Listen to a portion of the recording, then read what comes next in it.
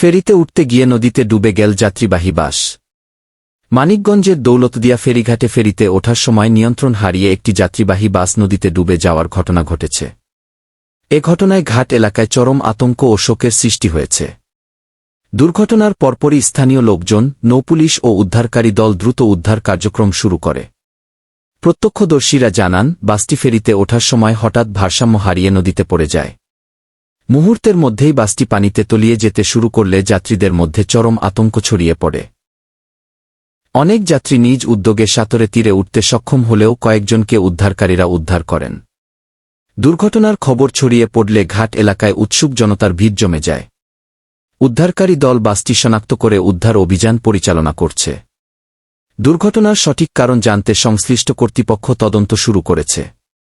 স্থানীয় প্রশাসন জানিয়েছে, উদ্ধার অভিযান সম্পন্ন হওয়ার পর ক্ষয়ক্ষতির পূর্ণাঙ্গ তথ্য জানানো হবে। এদিকে এমন দুর্ঘটনা এড়াতে ফেরিঘাটে নিরাপত্তা ব্যবস্থা আরও জোরদারের দাবি জানিয়েছেন সাধারণ মানুষ। প্রতিবেদক মারুফ আহমেদ, খেম নিউজ।